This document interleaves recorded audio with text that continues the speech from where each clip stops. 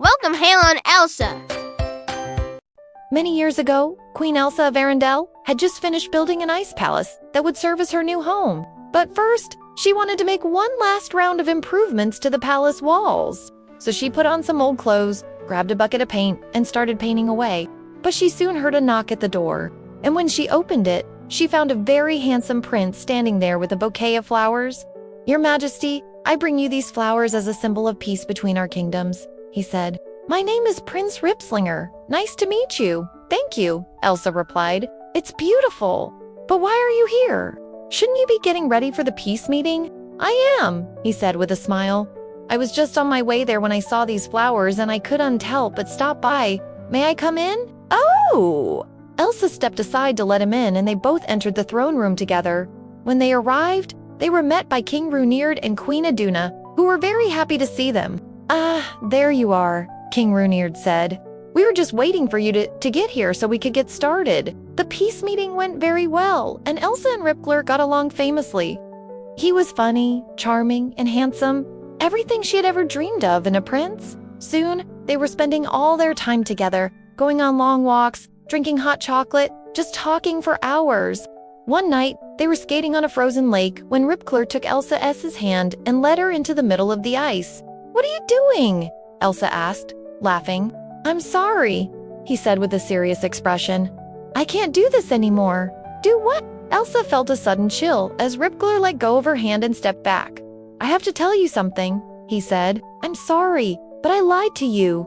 I'm not actually from What? Elsa's heart sank as she realized what this meant. "You're from Vega," Ripqueller nodded sadly. "I am.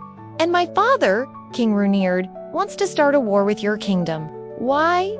"He wants revenge for what happened to his son." Ripqueller's eyes widened in horror. "I didn't know he was planning to do this. I'm so sorry, Elsa. I never wanted any of this." He reached out to touch her, but she flinched away. "How could you lie to me like this?" she whispered, tears streaming down her face. "I'm so sorry, Elsa. Please believe me. I didn't want to hurt you." "Then why didn't you tell me the truth?" she cried. "Because I was afraid," he said, his voice cracking. "Afraid of what? Of losing me?" "No," he said, shaking his head. "Afraid that if you knew who I really was, you wouldn't have fallen in love with me." Elsa stared at him for a moment, then turned away to hide her tears. That night, King Runerd announced to his son that he was going to invade Arendelle and start a war. "Father, please don't do this," Ripcler begged. "I love Elsa. We have to stop this." But King Runerd was too angry to listen, and he charged out of the room.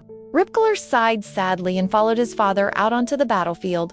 When he saw Elsa, his heart broke. She looked so sad. As the battle raged on, Ripcler couldn't help but sneak glances at Elsa, who was standing on the other side of the battlefield with her guards. He knew he had to do something to stop this war, so he raced over to her side and shouted, "Elsa, I love you! Please believe me." At first, Elsa was too shocked to respond.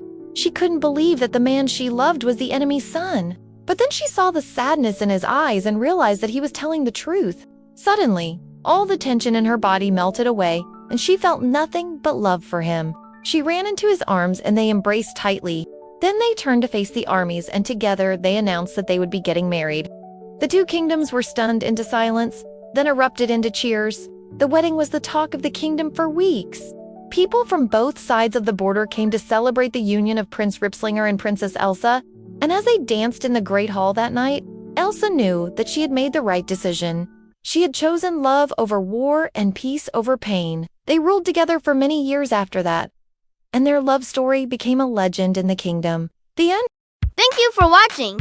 Don't forget to like, comment, and share the videos to help our channel grow even more. Thank you so much.